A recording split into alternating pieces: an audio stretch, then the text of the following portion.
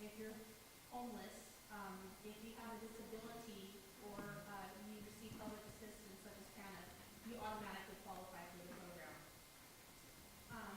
For Head Start, we do have 3 managers, special services, health, and nutrition, that oversee the program. We have a health manager that does follow-ups and with treatments and medical questions. We have a special service manager that oversees all children with diagnosed or potential special needs and ensures that IEPs and ISSPs goals are being worked on and services are being met for the families. We have nutritionists that on board that give nutrition counseling. Some families have diabetes or are considered obese. She meets with them one-on-one. She also does creates menus for our children, healthy menus, and does adaptations for children that have allergies and religious preferences. Family services, that's where I come in. Each family is provided or assigned a family support service provider. I have a caseload this year of 40. It varies year to year. We encourage our families to establish a family partnership goal in which it starts in September and it goes throughout the school year. Some of our families, our parents want to learn how to speak English because our children are speaking more and more English at home. So they want ESL resources, and that's what we provide because they want to be able to know what's going on in the home with their children.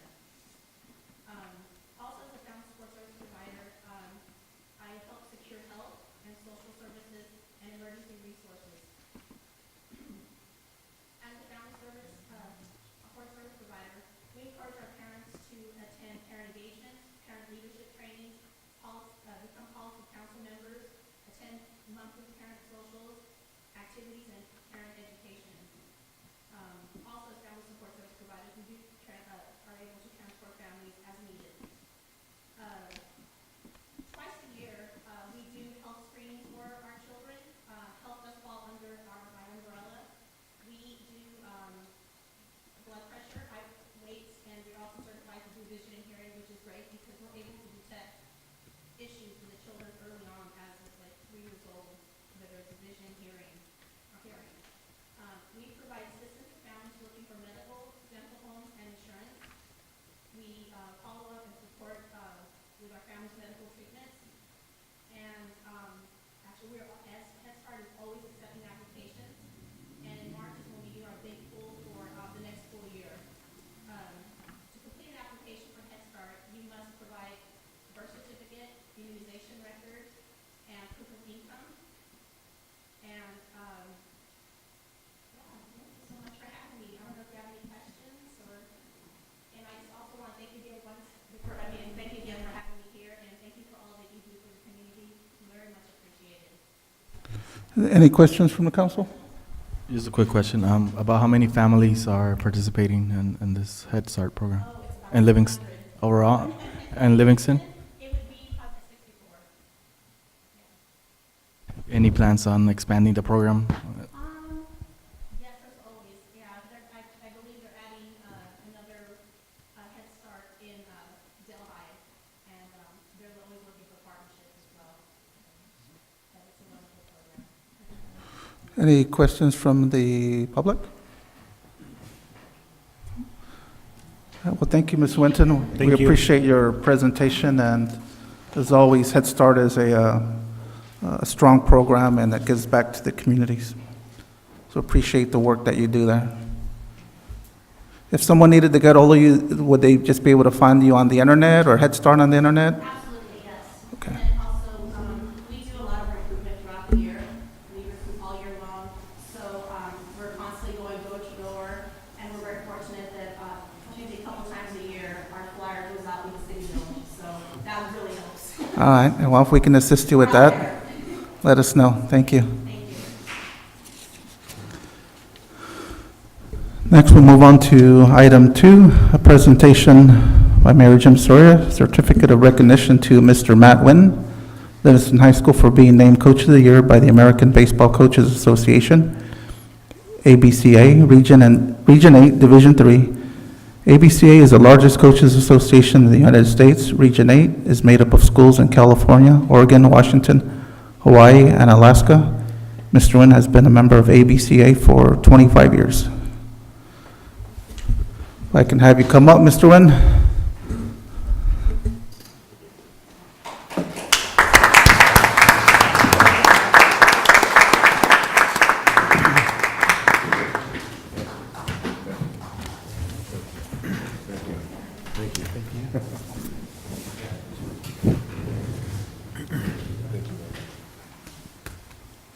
What I have here is a City of Livingston Certificate of Recognition presented to Coach Matt Nguyen, Livingston High School.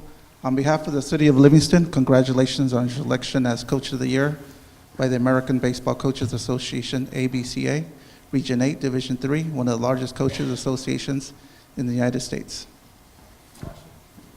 Congratulations. Thank you for doing what you do. Thank you for being part of the community. I know the kids love you. And, tonight we have a lot of family and friends, and I believe your dad was on council too many years ago. So we have a lot of family here that give back to Livingston. For those of you who don't know, this gentleman can pitch and throw a football from one side of the field to the other. We played football and baseball together. I actually caught for him, and he used to so he used to hurt my hand when I was catching. So congratulations again, Matt. Appreciate it. Thank you.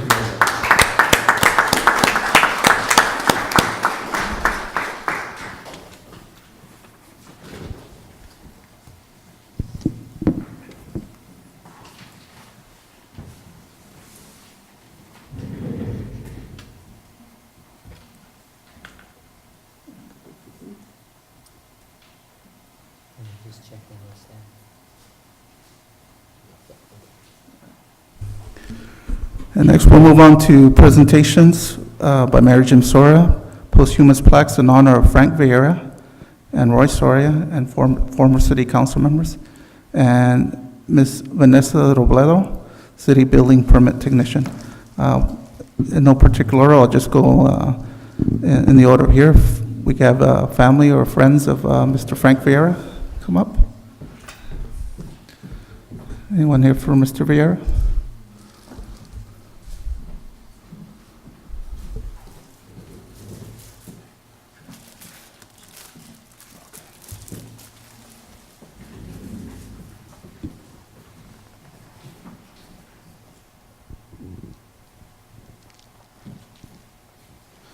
Good evening. Your name, please?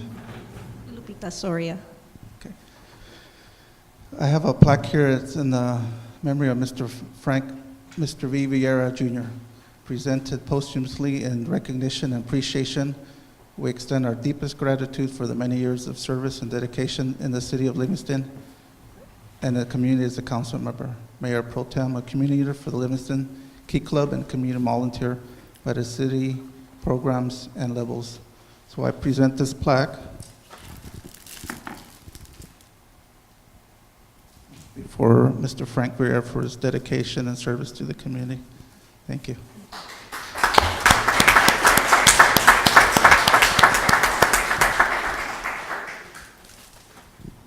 Next, if I could have a family of Mr. Rogelio Soria come up.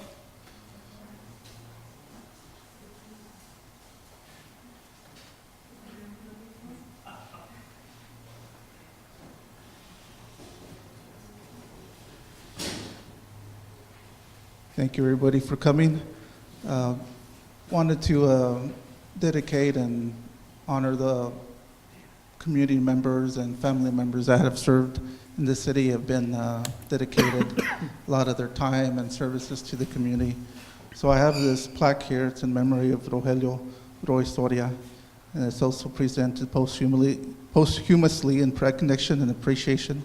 We extend our deepest gratitude for the many years of service and dedication to the city of Livingston and its community as city council mayor, Mayor Pro Tem, Planning Commission, and the community volunteer for Livingston High School, track and field, the Livingston Middle School, and many city programs and events.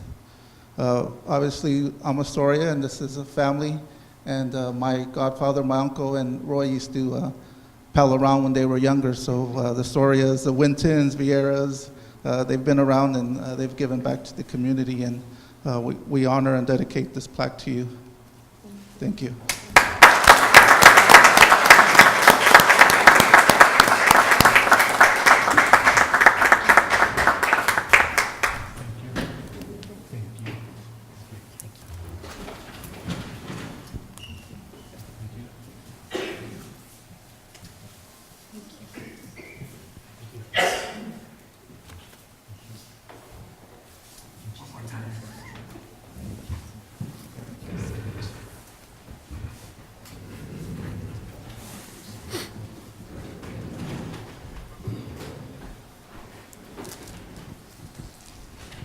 Next, I want to honor one of our employees, Ms. Vanessa Robledo. If I can have her aunt come up, she'll be accepting the award. Ms. Vanessa served on the city planning, and she'll be sorely missed.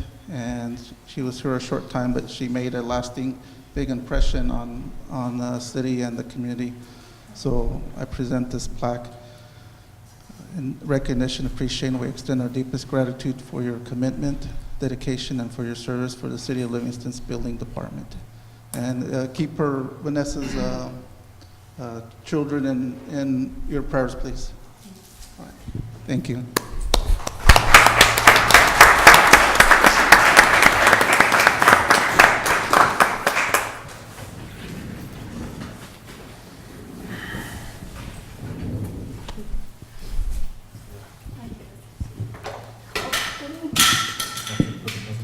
They don't break.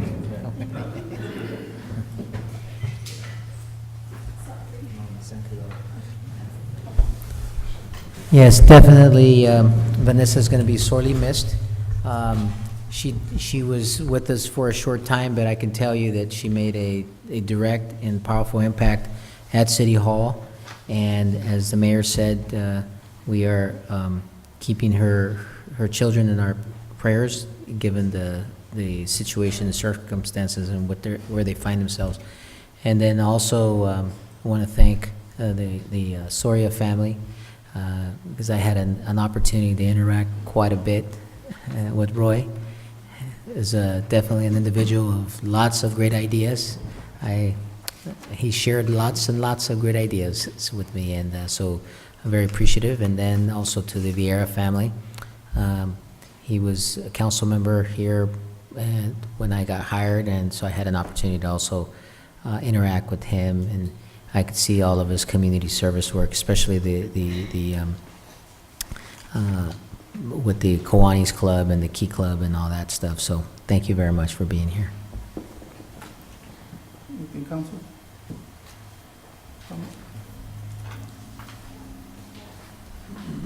Again, thank you very much on behalf of myself and the City of Livingston and the City Council. We give thanks to you and the many hours of dedication that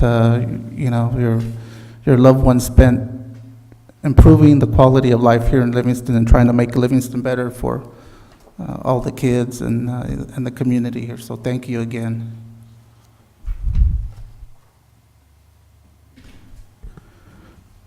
Next, we'll move on to citizen comments. This section of the agenda allows members of the public to address the City Council. Oh, I'm sorry. I even have it highlighted. Announcements and reports. Do I have Supervisor Rodrigo? Do I see him here? No. All right, we'll go on to city staff announcements and reports. Anyone from city staff?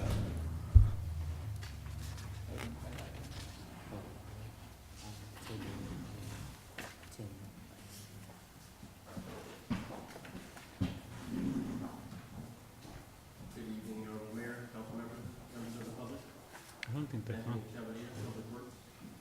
don't have a formal presentation this evening, Council. I just wanted to inform the council, the public, and the police department that this Thursday, we will most likely see a white van driving the streets of Livingston. This van, on the side of the van, it will say diamond test. On the back of the van, it should say road inspection. What they're going to be doing is they're going to be providing road inspection, collecting pavement data for approximately 2 days. This is part of countywide management systems that we're going to MCAG, so don't be alarmed if you see a creepy white van driving around. They're just taking pictures of our roads. That's all I have. Any questions? Thank you.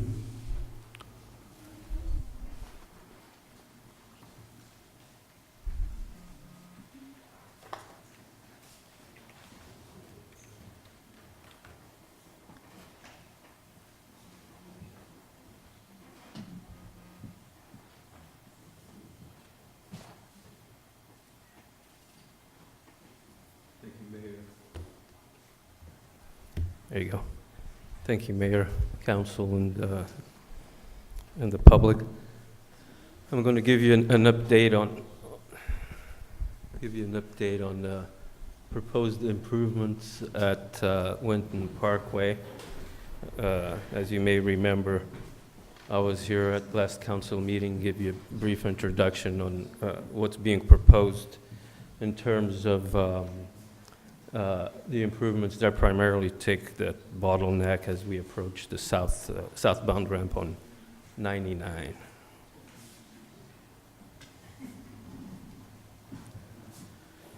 As I mentioned before, we worked, the city staff and management and Caltrans worked together to come up with solutions for that bottleneck. And there's a temporary solution that actually involves no pavement modifications. It's going to be just restriping at this point.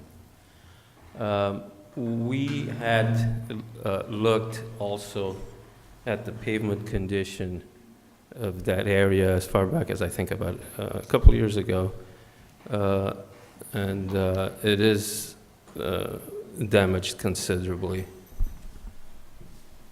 I think it's pretty loud. So we have a couple of locations to go over here. Location number one being the one for the restriping of that stretch there, take the bottleneck out.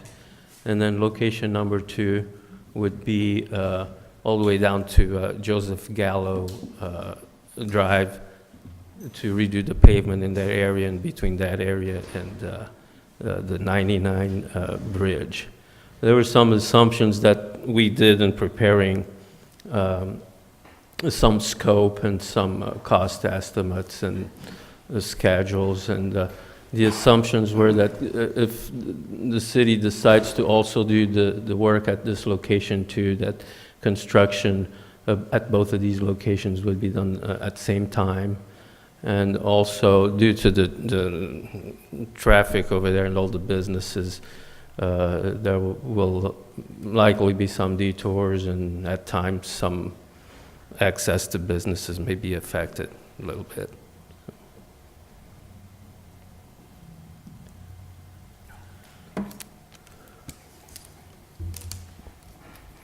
So location one, this is the same thing that I presented at the last council meeting, would be basically redoing the striping here from Joseph Gallo all the way to the entrance to southbound 99, with the main difference being a dedicated right turn lane here. So the lanes would be shifted a little bit to the west, just as to allow for a dedicated right-end right turn lane there.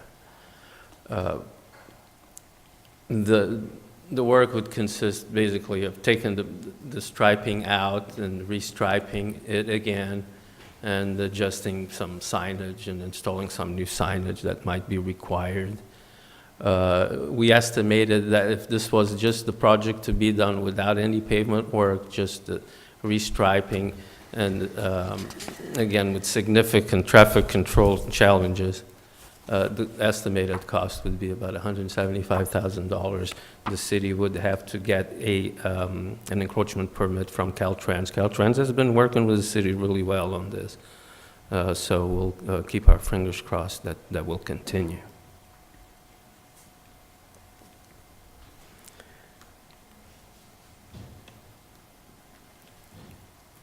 The work at the second area, of course, it's actually, this is the same area, but the scope of this other type of work would be to redo the pavement.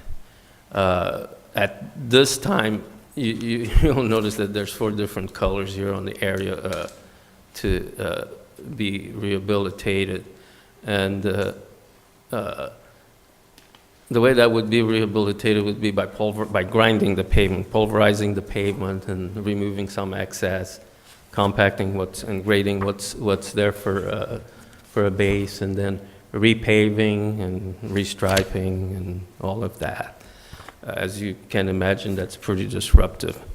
So in an effort to minimize that, we were considering doing the work in phases, and that's why you see these 4 different colors there.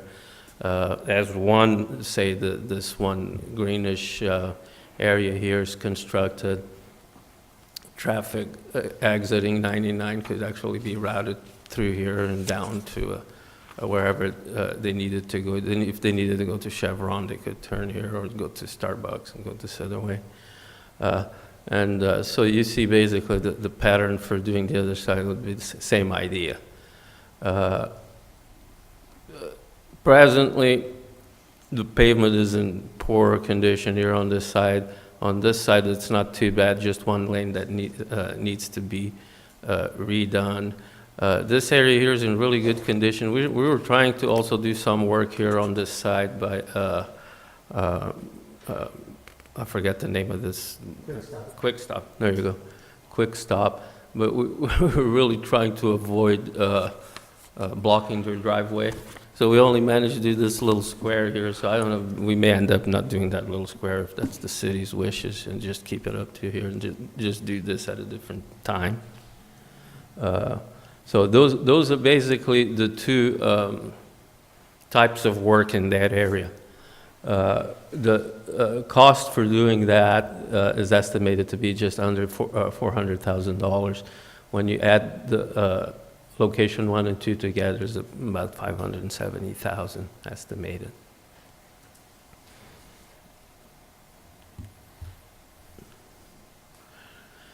We've prepared a tentative schedule here, and it's highly dependent on Caltrans approvals.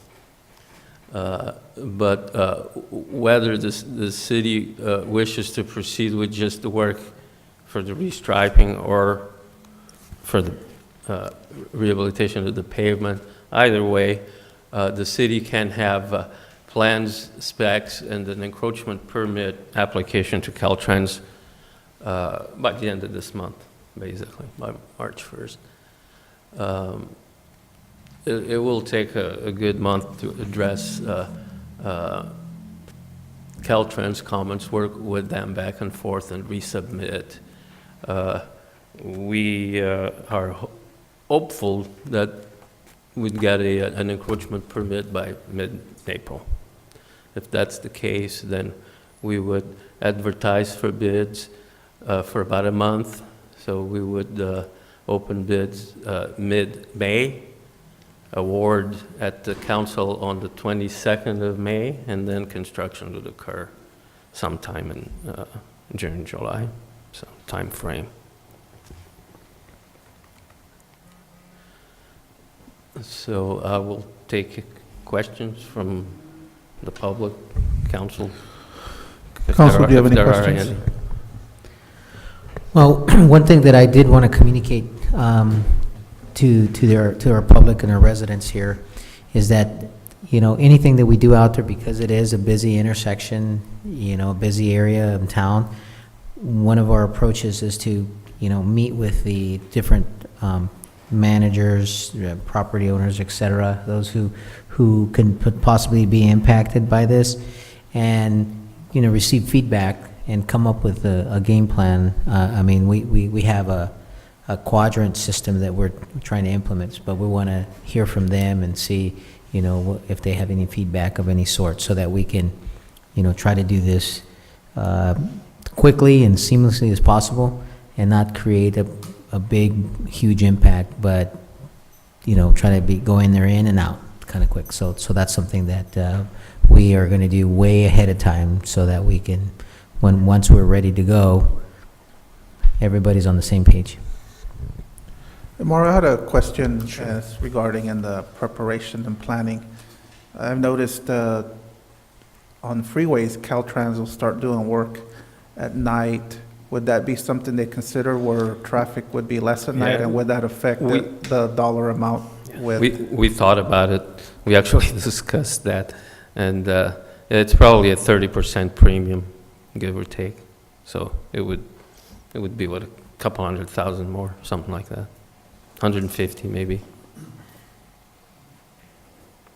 But yeah, we did discuss that a little bit.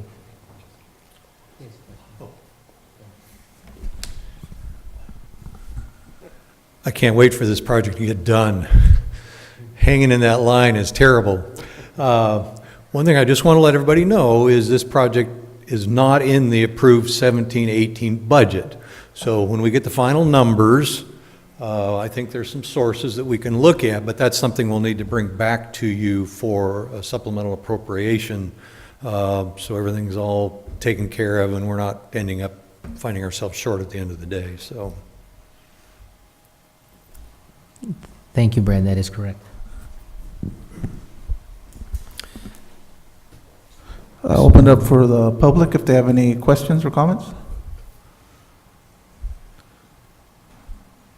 Nobody come up? Okay, thank you, Mario. Sure. Thank you. Do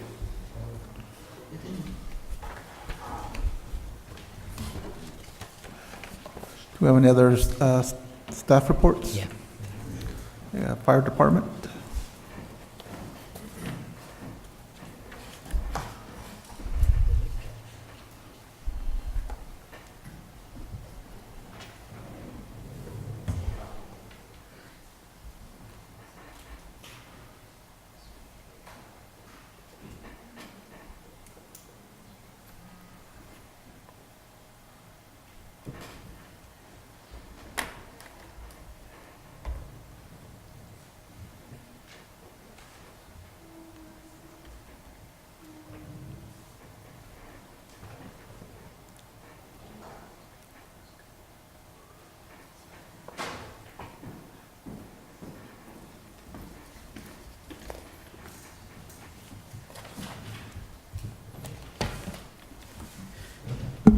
Oops. Good evening, Mayor, City Council, City Manager.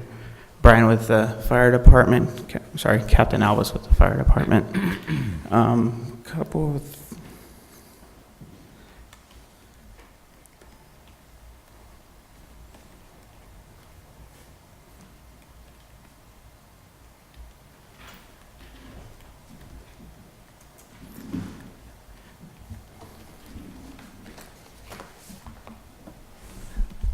So far this year, for January, we ran 126 calls.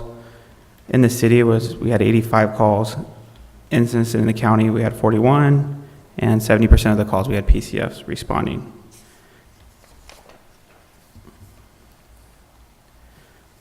Of those calls, the majority was medical aids. We did have one code blue. We had one veg fire, surprisingly, with this weather. We had 14 accidents, one of which was a pin-in, 5 vehicle fires, 2 structure fires, 5 debris fires, 5 alarm soundings, 5 false alarms, and 1 carbon monoxide. So for 2017, in summary, we ran 1,625 calls. Of those calls, 919 were within the city limits. We had 706 calls in the county. 70% of the calls, we had a PCF response, and 12% we had a station coverage. And within our initial area, both city and county, we 78% of our calls.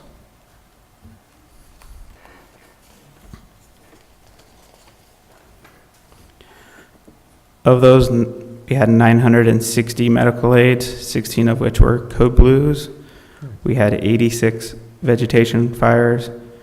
We had 270 vehicle accidents, 8 of which were pin-ins, 45 vehicle fires, 88 structure fires, 35 debris fires.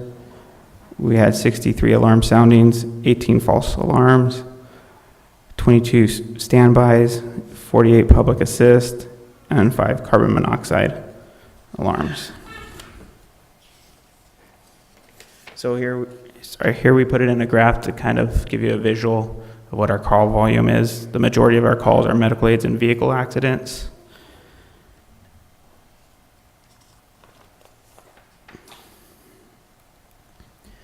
And then this shows you in a graph of our percentage of calls that we ran in the city and in the county. So 57%, the majority was in the city. So last month's training, paid personnel, we went to the propane and we did some hazards that were in Delhi and went over some of the hazards. The volunteers, they've recertified in CPR and EMS, and they will continue on their EMS this month. And just in a look back, some of the programs that we did, Cool Off for kids, the MDA Fill the Boot fundraiser,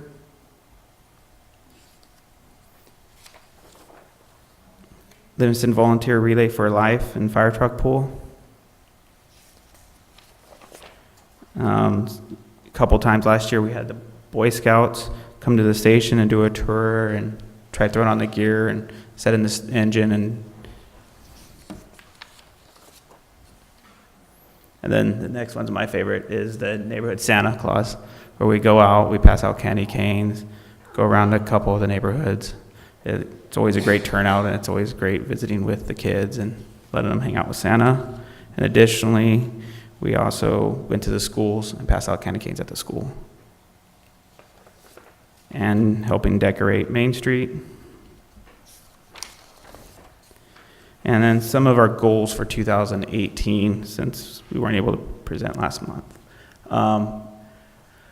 Community relationship is our number one goal, is to be involved with the community, make sure we have community trust within the fire department. Staffing, equipment, and possibly looking at some facility stuff. Community relationship, to adapt and improve our service in accordance with the changing needs of Livingston residents. Open communication with the city council. Attend community events such as the Sweet Potato Festival, Livingston Kite, and 4th of July. And continue public outreach programs like Cool Off the Kids, Camp Day, MDA Fill the Boot, and Neighborhood Santa Claus. Staffing, the current staffing level at Livingston is still one person. The number of paid people since 1990 when we entered into the contract was one, and we still have the same staffing, even though the population went from 7,000 to about approximately 14,000. And with the increase in calls, we're anticipating approximately 1,750 calls next year, or excuse me, this year. Also, Livingston Station is one of the busiest stations continuously throughout the county, and adding a second person would help on incidents and would allow fire department to better build relationship within the community. And then here's a little graph over the last, since 1997. You see that Livingston City is in the red, the county calls are in the blue, and then the green are the total calls that we ran. So you can see the increase in call volume, both in the city and in the county. And then, and there was but just between 1997 and 2017, we had a 110% increase in just city calls alone.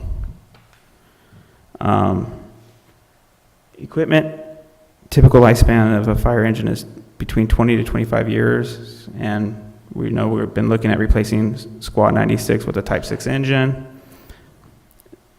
And city does not currently have a reserve engine. That's something that we are looking to possibly eventually have to help with. So just a quick overview. I know we went over this before, so I'll make it pretty quick. As far as replacing the squad with the Type 6, the Type 6 would have a water, where our squad currently does not carry any water if we were able to come across a fire. It will have better capabilities, and it will allow to have access to certain fires where the engine is just too large to make it to. It'd be more reliable considering some of the issues we are having with the Squad 96, so replacing it would be a benefit to the community. And then a facility, the current fire department was constructed in the late 1950s, where the fire equipment was much smaller. Over the past 60 years, additions have been taken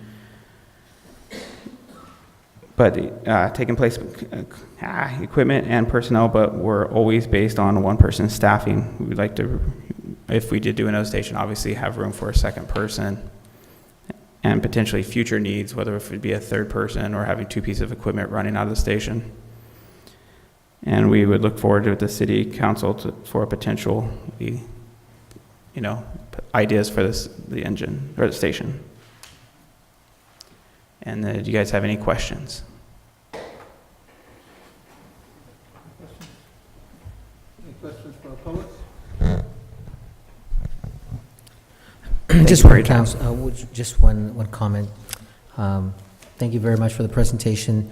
As council might recall, we've had a presentation by the consultants related to FPIC, which is that organization that looks at, building the facility, and then it's a lease buyback. We're still continuing to work with them. We had another meeting not too long ago, and right now Baraka Carter is working on getting some examples and plans and estimates of some other facilities that CAL FIRE have built around the state that's comparable to Livingston, so that we have a base to work with. So just not, bottom line, just to have a base and then work from there, and then we can then back into a number to see if we can afford that over the terms. And we'll be coming back to council with that once we have something more solid. Thank you. Yeah, then last week I met with a construction company in Los Angeles. Their primary focus is trying to expand municipal buildings into Northern California and looking at selecting a site or a city to partner with to donate a sample of their work. So I've been meeting with them to try to keep Livingston in the running for that. It would be essentially a private grant. Councilmember, we have any more staff reports? Yes. Code enforcement? Yes, sir. I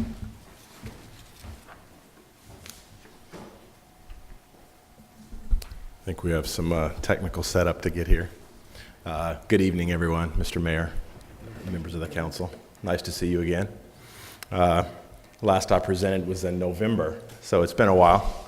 However, I did get a chance to see the previous council meeting from last month online, and sorry I missed it. It looked like a lot of things came up, a lot of concerns, a lot of suggestions. Mr. Mayor, Mr. City Manager, you both had some very good suggestions that kind of looped back to our original plan for Livingston, save for our shortcomings in staffing and hours. But I particularly focused in on the proactive work that you'd like to see done in the city, particularly related to the amount of time that graffiti stays on walls and things like that. So what we're going to do is implement more of a community preservation program where we allocate time in our weekly schedule to actually drive around and specifically try and look for graffiti tags and some of the things that have a large impact but could be fixed relatively easily. We're talking, aside from graffiti, peeling paint on houses, leaning fences, things like that. We'll have those conversations and try and step up our game as far as the aesthetic impacts that our CDBG area has on the overall community.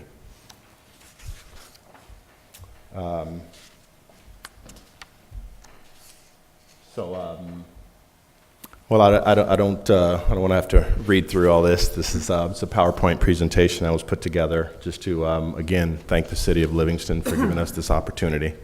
We wanted to talk about our goals, very general, and providing our ongoing updates. Again, code enforcement was pretty slow during the holidays. Just because of the interruptions for the Thanksgiving, Christmas, things like that. But now we'll be back up to running our 2 days a week, and we'll try and, as I mentioned, kind of parcel that out to where we have particular lenses on looking for some of the proactive activity that was mentioned last month. This is, again, just another introduction of who's working on this project. I would like to point out that just today, Lisa Ochoa, who I believe everyone has met and who has done the lion's share of the code enforcement, she'll be moving on to Santa Clara County Code Enforcement, and Officer Lee Holt will likely be the one to step into her place. And Lee Holt and I have worked together at about 4 different cities, and she's really good with not only code enforcement, but the community preservation piece that I spoke about. So I'm excited to have her here. Again, this is more of a marketing slide to kind of remind everyone what we do and how we do it, and the breadth of the services that we provide. Again, oftentimes we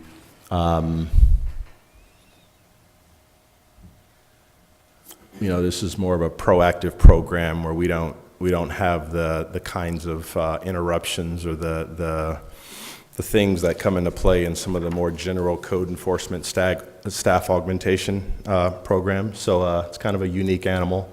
But I think I mentioned before, this program is almost identical to our program that we have in Los Banos, save for the limited hours that we have here. And so I can speak directly to that one because currently I'm actually working 40 hours in Los Banos, so I get frustrated because what's going on in Livingston right now, I'm not as up to date on the current cases as I was when I was previously here in town. So I would love to be able to speak more broadly about how it can come together. And I'm also curious at this point if anybody has noticed, because I know everyone on council is very sensitive to the code enforcement, blighted conditions and things, and I'm curious to know if anyone has actually seen any impacts and kind of thought to yourself as you drove by, yes, we're seeing some changes, or are we focusing our efforts in the wrong areas?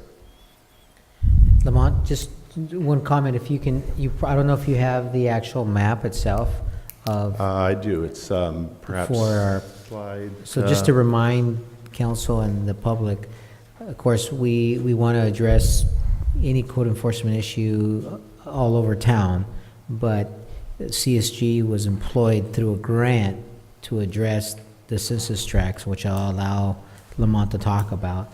And so outside of that area is when issues come to my attention, either through a CSG or through staff or through residents, then we tackle those separately on a case-by-case basis. But as far as the actual census tracts, that is targeted through the grant. So go ahead, Lamont.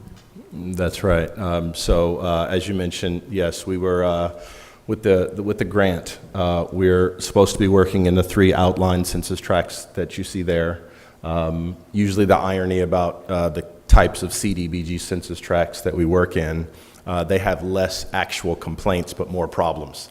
And so to Jose's point, so we've also agreed to take some of the squeaky wheel type complaints that come in outside of the CDBG area. And again, ironically, those tend to be a little more hot button because there are people looking at them, they're complaining, they want follow-up, they're looking for more documentation and things like that. So the unfortunate part about that is they can become time-consuming. What I plan on doing is having a map that we can actually dot out where those cases are to give you a better idea of how many cases we're talking about. I don't think we'll be breaking it down to time consumption or anything like that, but I would love to give you an idea of the courtesy calls, if you will, that we handle outside of the CDBG area. Now, speaking of cases, I believe when I was last here in November, we had about 71 closed cases. They're not broken down into types of cases because I believe our first go-round, we had kind of each code enforcement house was kind of a Pandora's box, a myriad of several kinds of cases or issues, code issues. And so anyway, I haven't broken them down into subtypes, but now we're up to about 90 cases since program inception, and that was in July of 2017. Now, going back to our plans for the community preservation program, that's going to increase dramatically just because some of the things that we address in the community preservation model would be like direct graffiti removal. We're talking small tags and things like that. We just wipe them off before and after. That accounts for a case. So things like that will be big. It'll make the numbers rise significantly. Also, there's direct litter removal in high visibility areas. You know, it sounds like it's not a good use of time, but when you jump out and pull the bucket out and you pick up 20 pieces of litter on a high visibility corner, it has a huge impact to passing traffic, and that's something that's incorporated into our program.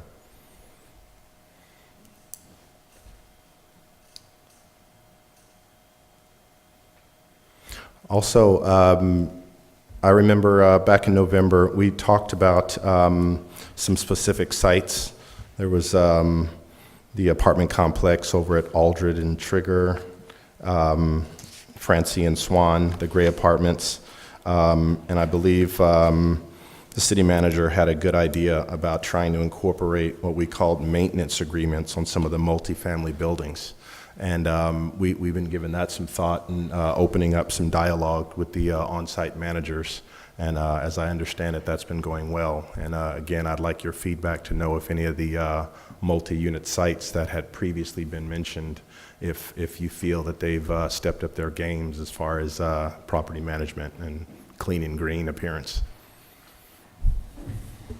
You're asking for some feedback on that? Sure. Yeah.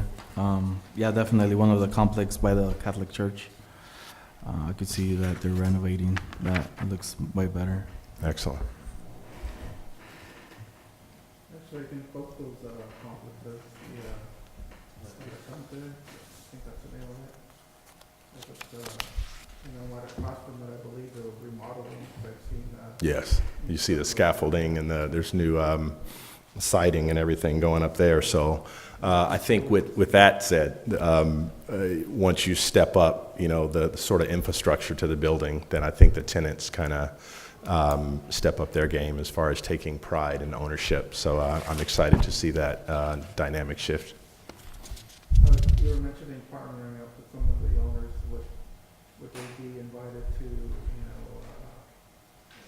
maybe get trained in some kind of crime-free multi-housing, better highlight, keep your shrubs down, lighting, or is that something that you guys? I hadn't thought about it, but speaking of Lee Holt, she actually took a seminar on that very sort of thing, probably from an architectural standpoint, but nonetheless, there are many, many things. There's a lot of people out there who've given a lot of thought to those things, and so with that said, it will be exciting to have Lee Holt come to town, and I will pass on that because that's an excellent idea.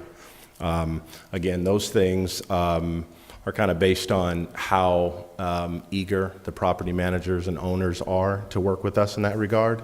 So we're going to start from the standpoint of, okay, these are the ordinances, this is what you have to do.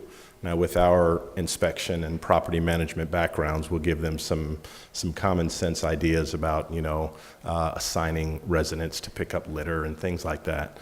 Shave some money off their rent, whatever it is. But I have many ideas in my toolbox. So we'll start with those kinds of things that will help us as a community. And then if they'd like to get in further, then I would be happy to have those kind of discussions with owners and managers.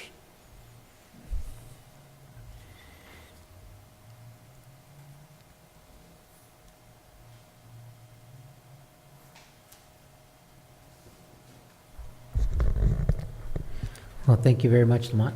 We appreciate the feedback. Thank you. Any questions?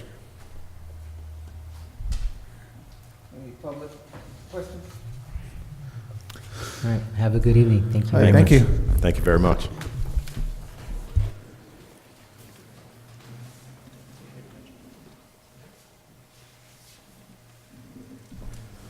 Next, we'll move on to city manager announcements and reports. Yes, Honorable Mayor and Council and public, a few things that I want to cover. One is I wanted to let everybody know there is an item on the agenda that talks about the Parks and Recreation and Arts Commission. but we've already been hitting the ground on that. I've begun to speak to different businesses in town. The latest was West America Bank. I met with some of their branch managers, et cetera, and they've actually conveyed the information up to corporate, and that is, basically inviting them to partake in our, cultural arts district and the whole theme of having murals on the side of our buildings. And of course, if you've seen West America, they have plenty of great space where they can take on and commission an actual mural. And so basically outlined everything for them, that we would look at helping them in that they would bring, if they can commission, we would help them identify an artist, but they would have to actually pay for the artist and incorporate the cost of the paint and all that stuff. And that we would, take their idea and present it to the Planning, Recreation, and then soon to be Arts Commission. And then I've also invited them to see some other communities that actually have mural programs so that they can, get enthused and see what we're trying to achieve here. And so far, the reception has been really, really, really, really good, Council. So just wanted to share that. The other thing is I attended the scoping meeting for the ACE train and series, and I wanted to just share with the public and the council that, as you know, the ACE train is slated to come to Merced County. Right now, they're looking, the first leg is going to take them all the way to Ceres. And one of the things that I found to be very exciting, and so that, folks don't have to necessarily wait for the train to make it all the way to Merced, because they're planning by 2023 actually to have a bus service where folks can get on the bus in Merced or here in Livingston, and actually, will be bused to Ceres and take the Altamont Corridor Express train from that point. So I thought that was pretty exciting, something new. I believe they received some grant funding under the SB1. And so that's what's going on there. That was some new information that I was able to gather. And then on our end, we are continuing to work and making the case and being cheerleaders to make sure that they pick us to be one of the train stops will be. And one of the latest requests is what give us an estimation of what a actual train station would cost, so that we can kind of get our heads around, what that would look like. In addition to that, we're also working on bringing to council a supplemental appropriation for the well 14 to well 16 project. In addition to that, we're working, by next council meeting, we're going to have a utility rate stakeholders committee resolution for you guys to look at, so that we can appoint the different stakeholders to that, so that we can get going. We have in draft format which should be finalized fairly quickly, is a technical memo on how we look at approaching the TCP new MCL limit requirement, as well as some other infrastructure, and just continue to educate the public. So if anybody's interested in participating in the stakeholder committee, please let us know. I've already had, schools, of course, all of the folks that actually participated in the past, as it relates to Foster Farms, Livingston Unified School District, Merced Unified School District, Albert Arias, Foster Farms, and then Luis Flores, Cindy Westbrook, I believe is the last name, and some others have actually expressed, interest in being part of it, and Catherine, of course, Shel Rodriguez. And so if you know of any other folks that might be interested, this is a great way to really get deep down and get a lot of information, a lot of it technical, but very important. So that's what's going on there. We've also begun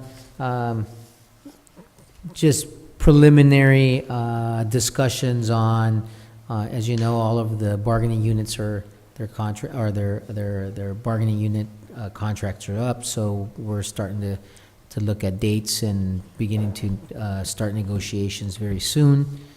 I also wanted to remind, the public and council about our our Livingston stakeholders look to the future visioning session that we had. So staff has been continuously looking through this list and outlining, and we'll be presenting and mentioning several things that, we've been able to accomplish based on this, laundry list of stuff that we talked about, so that the public know and the council know that, that we're working towards that. So for instance, one example, if you look under community, it says murals and public art. So I just mentioned a little while ago of what we're doing and how we're approaching that. And then, we talked about adult education and stuff like that. So we've actually are lending this facility here, and there's going to be classes starting in a week or two, and a lot of people have signed up. So there's many different things, and so I just I'm mentioning this because this is a community affair, and so it's going to take all of us to, make our community better. And so any accomplishments, we want to certainly share it with everybody. And so, and like, for instance, I'll give you another example since I'm seeing Mr. Jose Moran here. If you look under youth, we talk about mentoring programs, pre-teens and teens, him and several others, and our council member, Arturo Sicario, they started the Young Men's Conference. That's huge. We already had a Young Women's Conference. They started the Young Men's Conference. So all those things play an important piece into all of these things. Then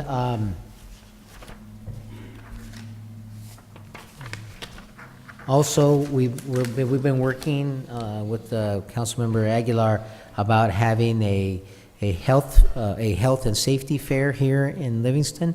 It looks like it's going to be in the month of October to take advantage of the Binational Health Week. And so you can just think about all of the things that we can do. And so I'll give you some, and Councilmember Aguilar can share some others. Like, for instance, water safety. The fire department mentioned, propane safety. We're going to talk about, child restraint seats and the safety and how to put them appropriately. And so there's anything associated with safety. We want to have workshops, we want to talk about those, we have inspections, etc. Anything you might want to add? Yeah, definitely. Anything in regards to safety, even hopefully CPR training for citizens. Like you said, car seat safety, immunizations. I know the Livingston Health Group is hopefully going to provide flu shots. So we've been discussing this fair. We could make it as big as we want, bring any community resources and providers from the whole county over, have it in downtown Livingston with different booths and informations, having brochures, first aid training, stuff like that. So really looking forward to putting that together. Hopefully an annual event. Yes. And then my last two items, one is through that grant that we got, the Air Resources Control Board, we have already gotten delivered the 3 of the hybrid vehicles. 2 have been assigned to the PD, and 1 for council and my office. And the motorcycle and those 2 other golf carts, they're being ordered, and so all of that was part of the grant. And then lastly, just wanted to let everybody know that the staff has been working with the businesses, especially our Public Works Department, with the AB 341, which is the mandatory commercial recycling program, so that we're in compliance, and then they don't get fined and we don't get fined. So unless you have any other questions, for me, that's it. Thank you very much. Thank you. Any questions? Public questions? All right, we will bring it to city council member announcements and reports. We'll start off with council member McCabe? So I represent us at MCAG. Recently, we talked as a board of removing the RTIF. If you remember, our council pulled out the RTIF earlier last year or put it on pause. Staff will be bringing home a resolution probably next month or the end of this month saying that we will pull out of it. All cities have to pull out so those funds that are remaining can go back to MCAG for regional projects. And of course, we'll continue to seek out more revenues for expanding the 99 and our overpass project. And if you guys think of other projects that could benefit us, I'd like to lobby for them with MCAG. I represent us on the Measure V board as well. Correspondence, I've received a large amount of correspondence this month, surprisingly, mainly through Facebook from local community members. The main thing is requesting us consider more programs for high school age youth. So I hope to this month go over to our Parks and Recreation Commission and speak to those commissioners. The ideas everyone had was expand the rec programs, like say basketball or soccer, to high schoolers as well, so there's something for these high school age students to do. Definitely worth a discussion. I know it's not in our budget, but it's something we could shoot for in the future when it comes to giving our youth more activities and keeping them out of trouble. The other big correspondence issue was with the health center leaving. I know Merced County Public Health is the one coming in. The public has been calling me left and right saying there's a methadone clinic going in there, and I said, well, I'm not sure exactly what services Merced County Public Health is doing, but I'll bring this up at the council meeting so we can actually inform the public of what the plans are for that future site. Yeah, thank you very much. Actually, there has been a rumor going around, and I know that I assigned that to my chief of police to find out whether or not that was just a rumor or is actually true. And he made contact with the Livingston Community Health folks and the county. And as far as we know, there is no methadone clinic coming in there. Is that facility there being looked at by the county to be used?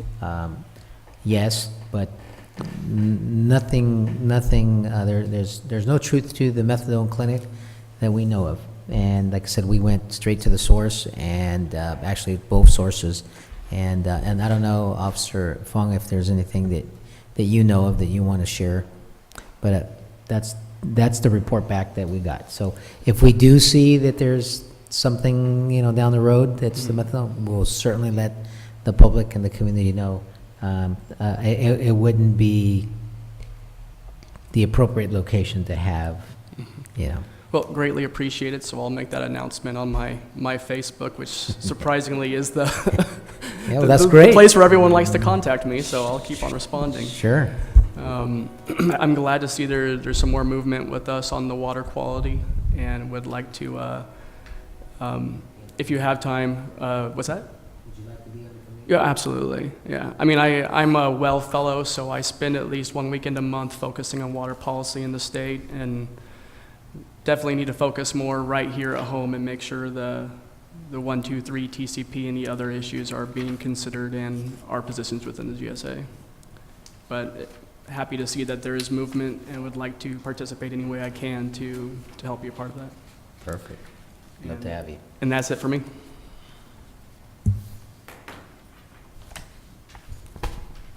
How's it going, everybody? I attended the Rec Commission meeting last week just to address what Councilmember McCabe was asking regarding any more programs for adults or youth that are, no longer able to participate in recreation sports.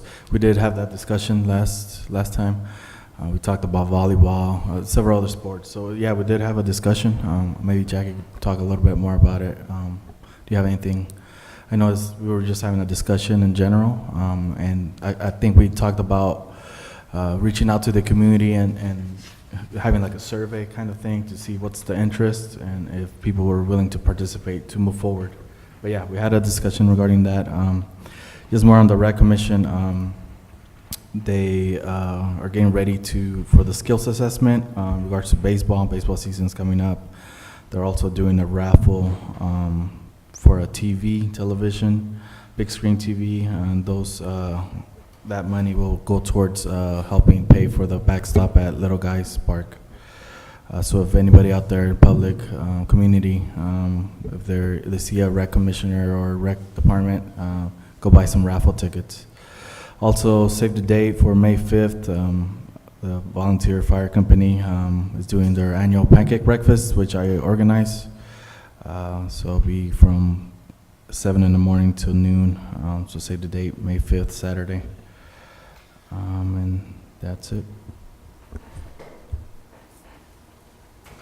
Oh, just real quick, just a reminder, I know we haven't set an actual date for the safety fair, correct? We're looking somewhere in October, or do we have, I know the Binational Week is... Yes, no, there hasn't been. In the correspondence that I received from the Livingston Community Health folks, it's just in October. We don't have an actual date yet. So we'll keep everybody posted when that's coming up. Thank you, Councilmember Aguilar. Councilman Chicaros? Nothing to report. All right. And we'll move on to mayor's announcements and reports. I do want to say City Hall and the council chambers looks great. Thank you for staff for your patience. Thank you to the community for the patience. There's a little maze to get to City Hall, but now that it's done and complete, it looks good, and we do appreciate it, and had really great positive feedback from the community that it looks good. So something to be proud of, and we can highlight and show off. So I still would like to see possibly some all our city school mascots maybe in frames or up on the wall. So maybe we could reach out to the schools and figure something out and highlight the school mascots here at our council chambers, the wolves, what do we got? Bears, the dragons, cougars, so, eagles. So, yeah, Campus Park Eagles. So that would kind of be nice so the kids have when they go to school or they come to the city, they could see their mascots up here and make Livingston, proud to have the schools and all their mascots here. I do want to mention one of the trustees for the mosquito abatements, Mr. Mark Bodley. His wife passed away, so I want to extend our condolences. He's on the mosquito abatement trustee, so his wife passed away this Saturday, so condolences to him and his family. And that I don't have anything else to report.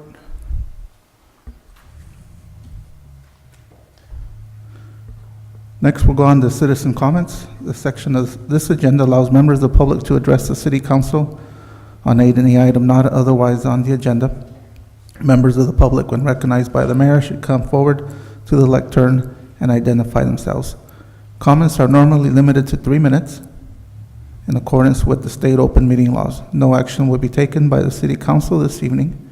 For items which are on the agenda this evening, members of the public will be provided an opportunity to address the city council as each item is brought up for discussion.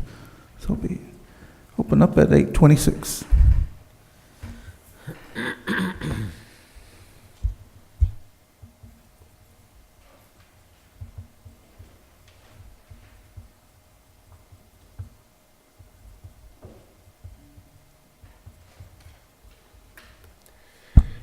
Catherine Shaw Rodriguez. Actually, I have 2 items. One would be your typical public comment, and the other has to do with a meeting minutes.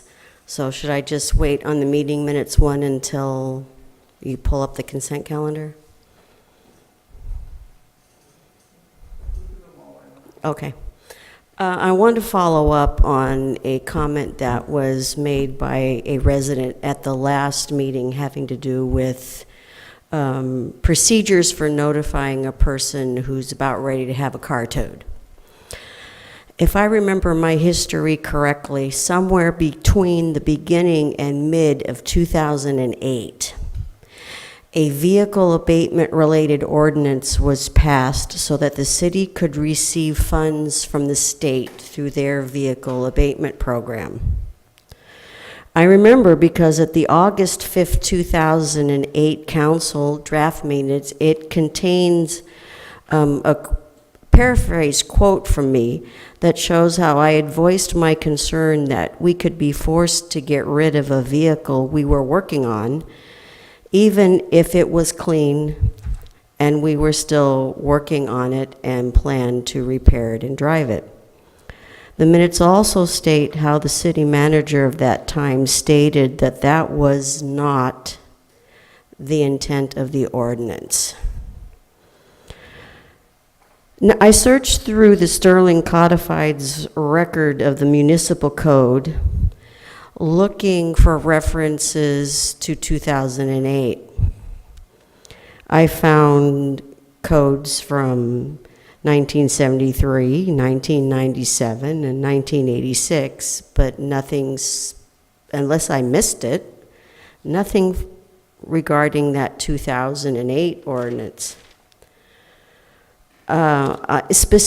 Getting more specific to notification, and notification by registered letter, which was in the ordinances that I did find, or in the code that I did find. A lot of things have changed at the post office since those ordinances were passed. You can't pick up your mail after hours anymore. If there happens to be one of those notices in your P.O. box that says you have something to sign for, unless you're able to get into the post office between when they open and 4:30 on a weekly basis, and I think, 12 nowadays, you can't get into the box after hours like we used to, or like on Sundays, because it's locked. So unless you are off work before the post office closes, your chances of even knowing you have a 10-day notice from the PD are pretty small. At minimum, I'd like the council to come up with an alternative way people can be notified that their car is going to get towed as a nuisance, other than notifying them by registered mail. A sticker on the car. I mean, post it on the door. Instead of a 10-day notice, make it a 30-day, something for those cases of people who happen to be out of town or on vacation. 3 minutes. Something. Okay, well, the one on the consent calendar, I'll just wait until you open. You can do it, I mean, you're up there right now. Okay. Okay, Yeah, go ahead. okay, so it's a separate one. I have a question about the December 5th, 2007 meeting minutes, page 3 of 5. Actually, let's see. Yes. It would be 3 of 5 and 4 of 5 at the top, on the top of 4 of 5, having to do with the cannabis uses and personal cannabis cultivation in the city and the final vote. I could be wrong, but I thought the mayor voted no. And and you're listed as having voted yes. Oh, mine was a no. Say what? Mine was a no. Yours was a no. Well, the meeting minutes lists it as a yes, that the motion carried 4-0-1 by ayes, Aguilar, Sakaris, Samra, and Soria, noes, council members none, absent council members none. So I thought you might want to fix it before you adopted.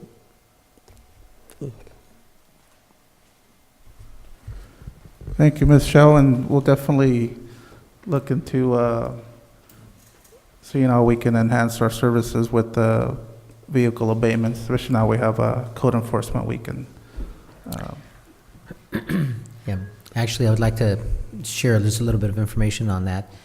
I've actually had, as you might recall, Cherokee, I forget what their last name was. She came, presented to council. We've had several discussions.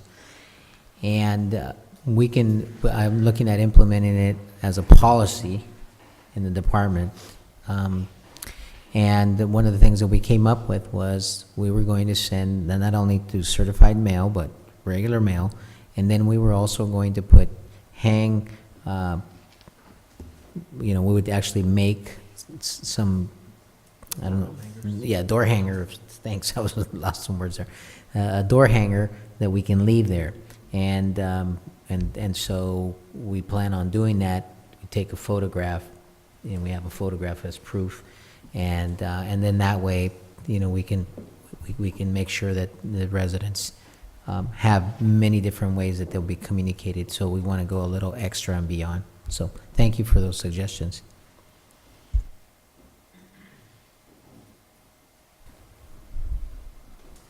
Do we have any other public comments?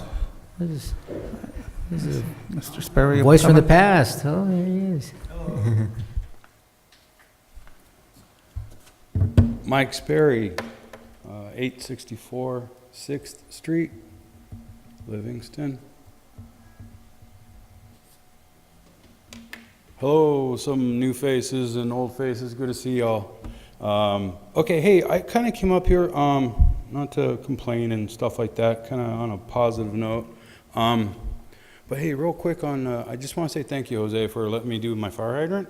And then also, some people might know where I live now and stuff, but I've always loved these downtown lights. I mean, and I was so excited to see them finally come in. I want one in my front yard.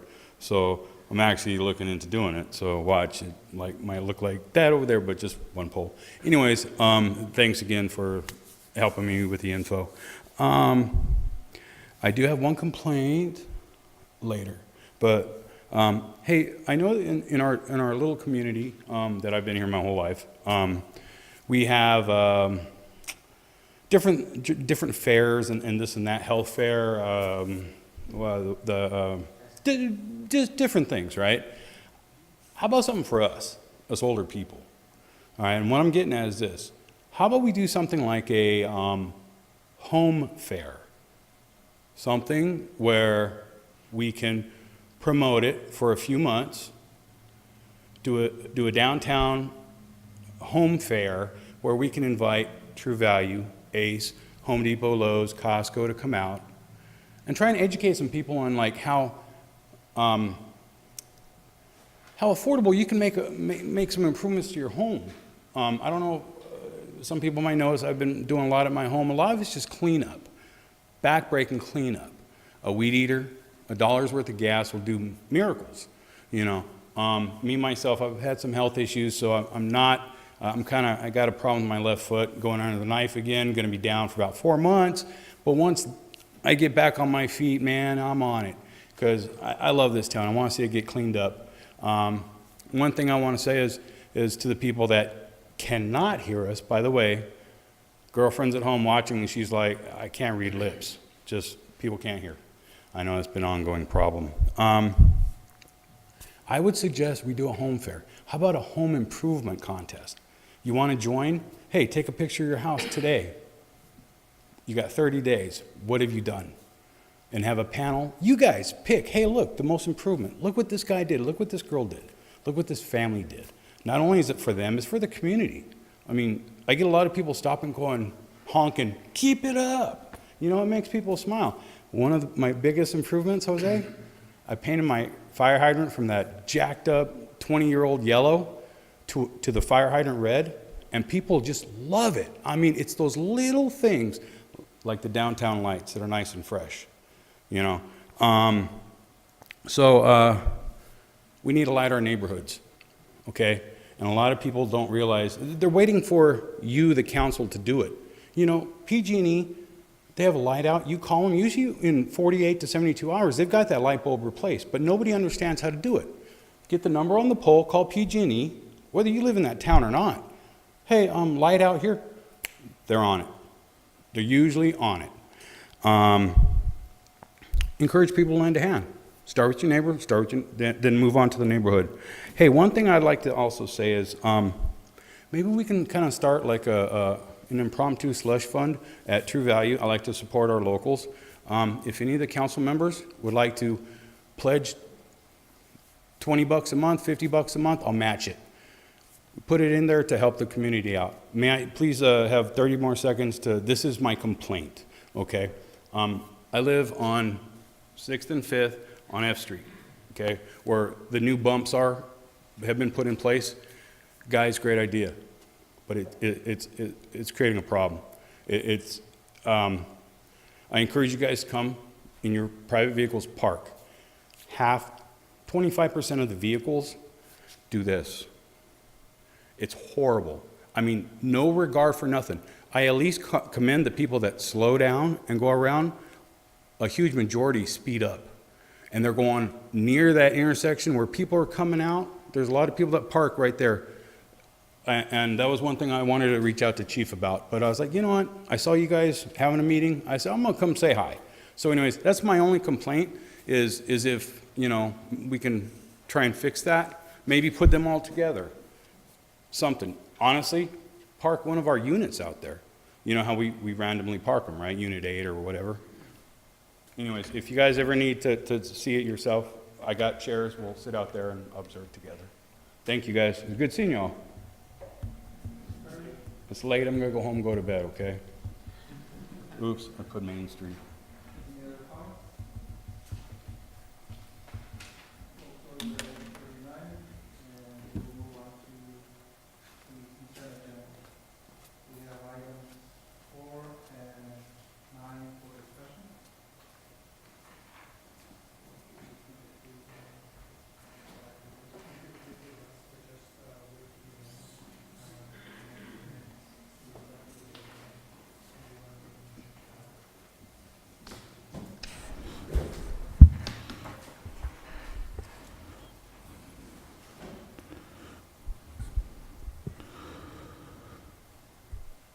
So I'll do a motion amending the minutes that apparently it's listed that I voted yes, so it actually voted no.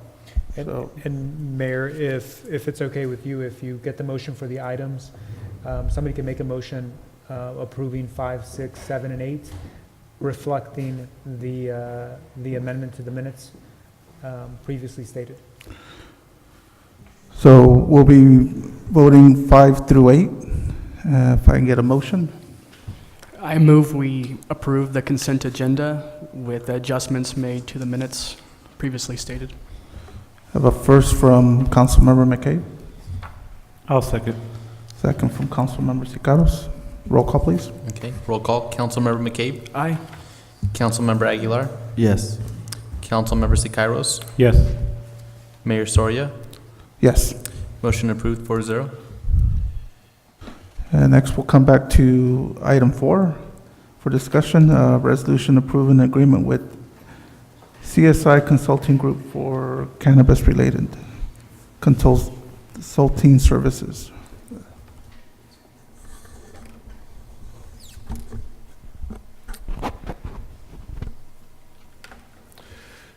Thank you, Mr. Mayor and members of the council. This reflects continuing work that's being done in order to get our cannabis ordinance up and running and complete. As we all know, back in December, an ordinance was adopted that put into the municipal code certain things that would allow limited commercial cannabis activities. It prohibited personal cultivation of outdoor cultivation of cannabis, and it allowed indoor personal cultivation of up to 6 cannabis plants. There are costs of providing these services to the public, and they can be recovered. As we all know, this is really new to us in the state of California. So it's important that we bring to the city of Livingston someone who has extensive experience in providing municipalities with regulation, revenue, and administration consulting services, and at the same time has expertise in the cannabis industry. So with that, your city staff is recommending that we engage the services of SCI Consulting to help us with the fee side of this so that it is unique to the city. It includes the tasks that must be performed in order to process applications, to monitor compliance, and to make sure that we appropriately cost that, so if we are challenged in any way, we have backup and support for a well-engineered fee structure.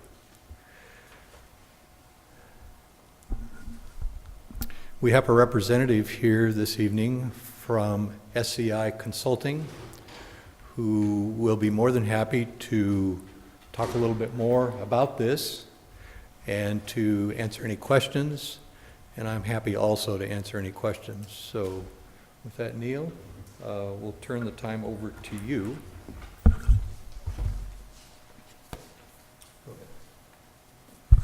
Thanks, Brad. Good evening, Mayor, members of the council, general public. I'm Neil Hall. I am Cannabis Initiative Lead for SCI Consulting Group. I'll just give you a little background about SCI Consulting Group and what we're currently doing in cannabis before talking a little bit about the monitoring compliance. I don't have a PowerPoint. I don't think it'll take that long really to explain it. First of all, SCI Consulting Group started about 30 years ago. We're a public finance agency.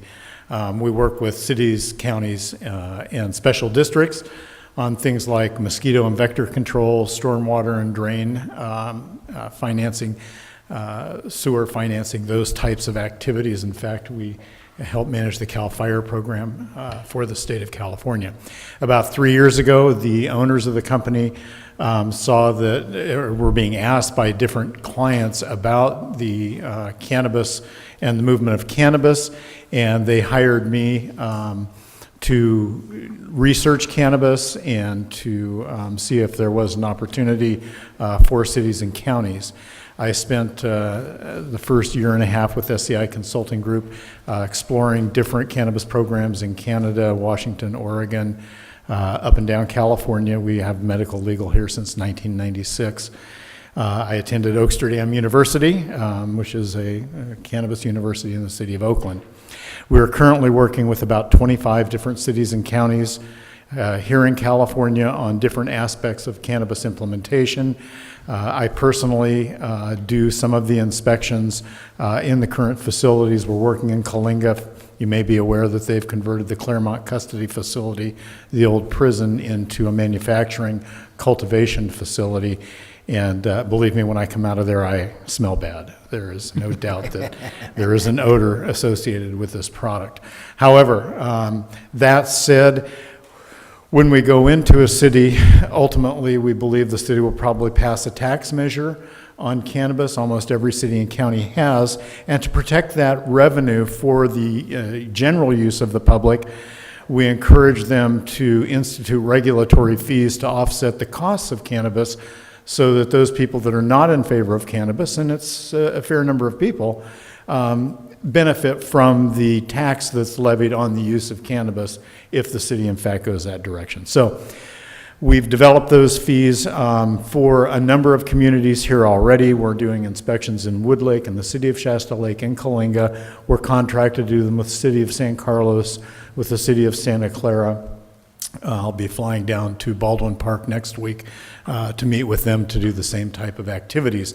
And what happens is we go into the facilities, and they are evolving and they are different. We do have a base management or MSDS document that's a safety data sheet, so that we can go in and do general types of inspections, but each city has a unique ordinance. I have not found a city that is identical to any other city in what they want inspected. The state requires a certain amount of track and trace accountability. You're obviously, if you pass a tax, going to be interested in financial accountability.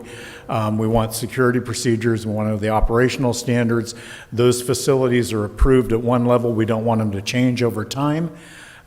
without the permission of the city and the state. So the state, ultimately, we hope at some point will be equipped to do that, but right now they are not prepared to come in and do the monitoring compliance. We have not seen or heard of a state employee anywhere going in and doing monitoring and compliance activities.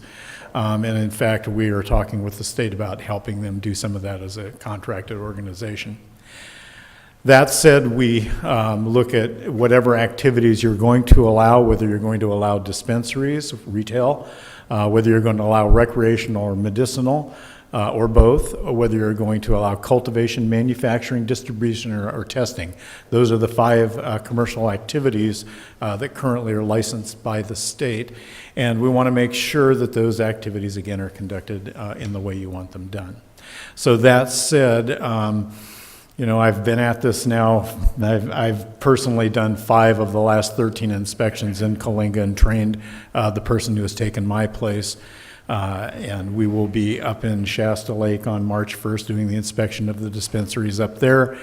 Looking forward to getting into Wood Lake where they are setting up kind of a unique situation. And we're also going to be in West Hollywood where they're actually going to allow on-site consumption. So anyway, that said, I won't bore you, and I apologize for not having a PowerPoint to go with this, but I was hoping I could do this answering questions. One other thing I want to say is that, we have not spoken with your city attorney about this, but the fees that we charge for coming in and setting this program up, because we work in conjunction with city staff, with the council, we'll be going back and forth on this. We're not going to walk in and say, here it is, goodbye. We're actually going to say, here's what we suggest, and then we're going to take, you know, what your staff wants to do, what the council wants to do, and what the community wants to do as far as those inspections go, and develop a very comprehensive way of doing that. But those fees that we charge for doing that are actually rolled back into the regulatory fees, and we're charging them back over a period of time to the commercial entities that set up here in the city of Livingston, so that the city does not bear that entire cost. There are some cities and counties that opt not to charge that back in, and there are some that do. Again, we have not talked to your legal counsel about that to see what council thinks about it, but that is a very strong possibility for you. So with that said, any questions that I can answer about what we're talking about? Do you have any questions, Council? Yeah, Okay. reading over our agreements, I don't see an expected budget or proposed expected amount that the city would be paying. Can you give us a rough estimate of what you expect the fee to be to provide your services? Oh, our fee is $19,000, I believe, $325. I didn't review the exact number before I came in. It is in page 506. Okay, and okay, it's, I see it right there. No, it's, I could see why you missed it, council member. My apologies. But it is there, 19,925, and then there's rates there just in case the city asks for things that are outside of the scope. I have a question more for staff. So I've seen several cities where they just take a deposit, part of their development agreement, and then actual costs are being passed on to that business for working within the city limits. What is it about our staff where we can't do that without an outside assistant, give our actual costs over? Unless, is there something here that's doing more than finding a reasonable fee? Because a reasonable fee could just be, okay, we're going to give you the exact costs. And what are they doing that's outside of the scope of what our city can already do? Well, as you know, in order to actually, if you're looking at putting together development agreements with individual, that's going to take an X amount. Actually, I would say it would actually take a little longer because we would have to craft individual agreements with each vendor. And what we're trying to do is, you know, we're basically looking at, this is a fee schedule and it's the same for everybody. And we wouldn't have to continuously have to go back to drafting a separate and negotiating a DA with each individual, you know, investor that wants to come in and open the. So with this approach, we're actually not looking at doing development agreements. We're looking at doing a fee structure. If I And- may, Go ahead.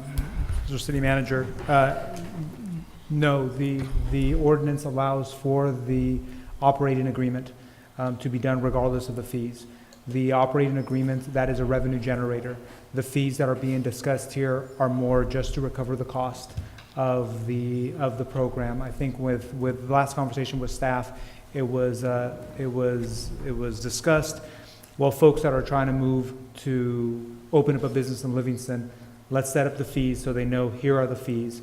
And then now they're only negotiating the operating agreement to see where that goes. As of yet, we have a template, but we don't have kind of the actual, is it a percentage, is it a set amount? That those are individually negotiated, but you know how it is. After the first one comes in, it's negotiated. It's going to be hard to change it for the rest of the It sets a folks. precedent, yeah. Sets a precedent. The idea was take out the fees, set them pursuant to Proposition 26, for example. You can't make it a tax. It's got to be actual recovery. But the idea was set those out. Regarding the company themselves and a conversation I did have with our presenter is what other services are they providing, right? I think that anybody could say, here's a number, and it sounds good for the fees, here's the amount of time. What they bring to the table is also working with staff to say, look, here's the program that's worked in the other jurisdictions that they're working with. Here's through trial and error. Here's how many hours it takes police officers in order to go. Here's how many hours it takes code enforcement. Here's your finance. But it's a blueprint of this is what an inspection looks like. Whereas right now, because this is new, staff is thinking and having issues with just coming up with what does the inspection program look like. That's where setting up a fee which sets tasks also sets a blueprint for staff to do it. So your organization would actually set up that blueprint then and, Yes. and educate our staff on how to do the monitoring properly within state guidelines? Yeah, and not only state guidelines, but also your local preferences and guidelines, because your ordinance does probably dictate some things. I haven't read through your ordinance completely yet, but yes, and very well put, actually, that we are doing it, and the sheet that we have our tasks, because we go through and create those tasks based on that information and then assign actual hours once we've done it. And because we've been doing it for about 13 months now in Coalinga, for instance, every month we do it so that we get an average. And the time that it's taken has kind of gone, I can't say this, but it's actually declined. Right. Because as we've gotten the experience in this is a very new industry. So the initial costs were relatively high.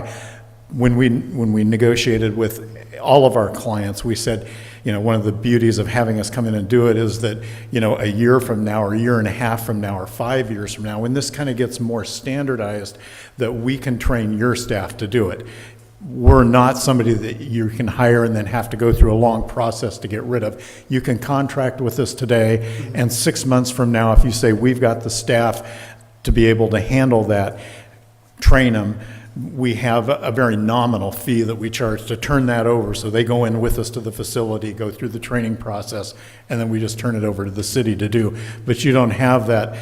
For instance, in Calaveras County, they hired, I believe, about 10 or 11 people to handle the cultivation that was going on there in Calaveras County. And if you're not aware of it, it's kind of fallen apart on Yeah, them. they just rescinded they just did a ban. They so, did, and yeah. there are a lot of lawsuits, and we're working with Tuolumne County and Nevada County, so we're very familiar with Calaveras County. But regardless, the idea is that we save you the cost of hiring people and then saying, oh gosh, we really don't have the work for you, and now we're going to have to lay you off. You can just say goodbye to us. I mean, it's pretty... Is your company separate? I know Coalinga, for example, contracted with HDL. Are you guys a standalone, a separate company than HDL? We are. We're not affiliated with HDL. I don't think they started to contract with HDL.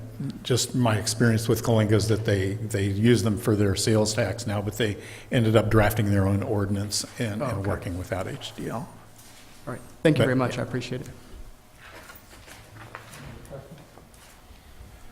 Since it's open for discussion, we'll open up for any public comment at 8:57. We'll close it back, 8:58. Any other comments? All right. Well, we'll bring it back for motion. Move to approve. Motion by Councilmember McCabe, I second that. second by Councilmember Aguilar. Okay. Roll call. Councilmember McCabe. Aye. Councilmember Aguilar. Yes. Councilmember Siqueiros. Yes. Mayor Soria. Yes. Motion approved 4-0. Moving along, we have for discussion the approval of warrant dated February 2nd, 2008.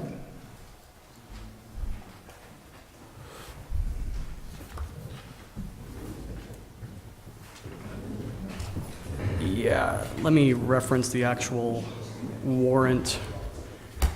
I'm curious what the Livingston Police Officers Association is. I see a quarterly fee for $5,500.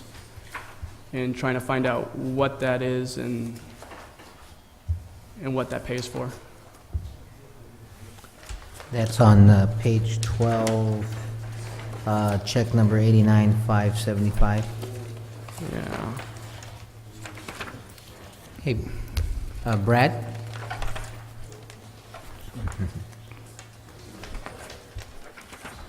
Yeah.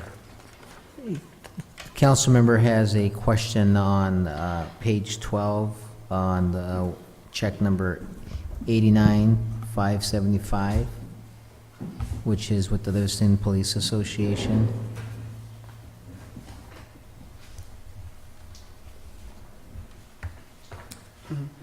I'm sorry, I don't memorize these checks. I know, yeah.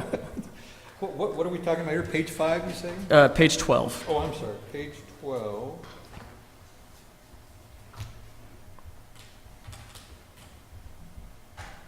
And it's number 89575. I can probably give you an answer that's about 95% right.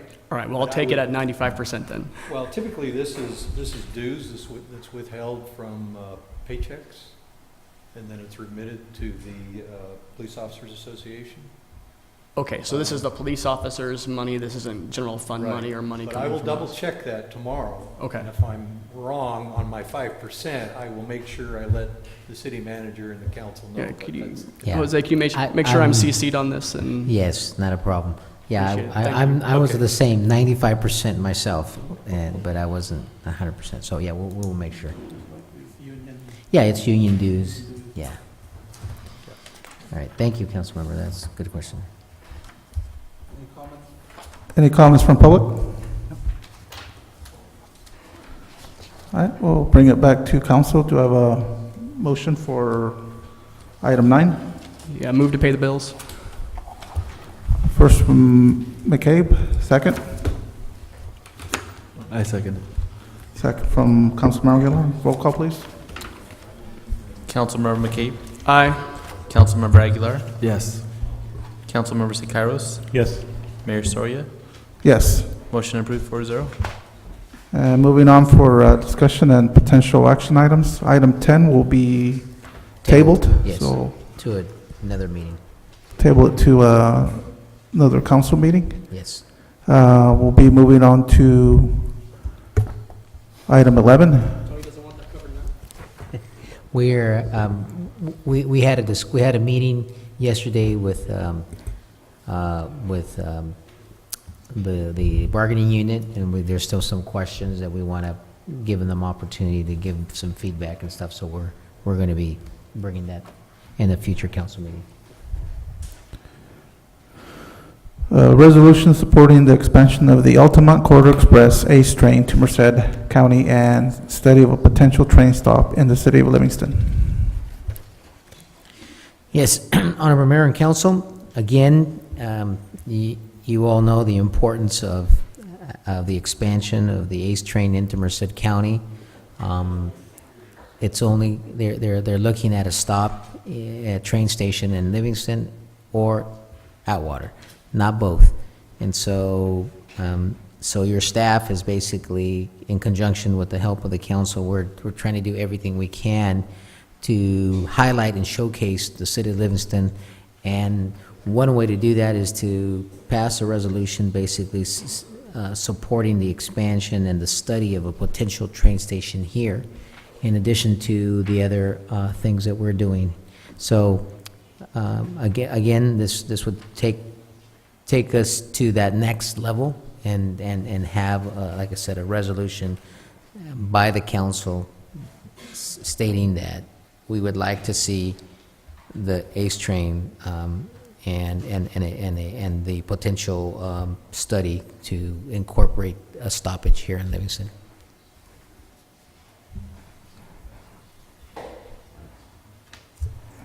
Thank you. We'll open up for any public comment, 903.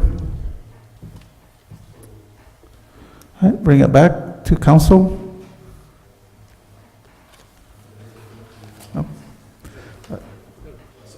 I make a motion to approve item 11, supporting the resolution to the expansion of the ACE train, and doing the study here for Livingston being a great candidate for it. Second. Roll call, please. Okay, roll call. Councilmember McCabe? Aye. Councilmember Aguilar? Yes. Councilmember Siqueiros? Yes. Mayor Soria? Yes. Motion approved 4-0. We'll move on to item 12, waive the first reading and introduce an ordinance repealing and replacing the Parks and Recreation Commission, renaming the commission Parks, Recreation, and Arts Commission, and making other minor amendments. Mayor, members of the council, this was actually something that was requested back in June by, I believe it was Councilmember McCabe, who brought up arts. It hasn't just been sitting there. We drafted the ordinance, however, it sat there for a while. But there's been a lot of work that's been going on. The city manager and Jackie have been doing quite a bit of work getting the recreation committee back. You know, I know the council appointed folks there. As the city manager mentioned in his comments, the conversation regarding arts with private folks, the conversation regarding murals has been taking place to get that art component in place. Well, now we circled back and we're, you know, what are we forgetting? Well, okay, we're forgetting that ordinance to actually give them officially the title and the duties. Currently, as the staff report in the ordinance state, you do have a municipal code chapter, and that is chapter 4 in your title 2, that is Parks and Recreation, your Parks and Recreation Commission. Well, what this amendment is going to do, basically, it's changing the name of the commission to now be the Parks, Recreation, and Arts Commission, and it will, all it did was just expand the duties in order to also include art. I think that this is the first step. The ordinance basically just does that, but this is the first step. I think next the council will most likely see different changes as far as what type of responsibilities or duties you want to assign to this, you know, same commission, but new commission now. But again, this is the first step. It renames it and adds that art component into the ordinance. And I'd be happy to take questions. Open up the public for 906. Any comments, questions? Okay, bring it back to council. Yeah, Jackie, I'm just excited. I think this is something you and I talked about probably 3 or 4 years before I was even on council, and it's been a work of progress. I'm excited to see potentially in 2018 or 2019 our first murals. I think that'll be great for our downtown and for community spirit.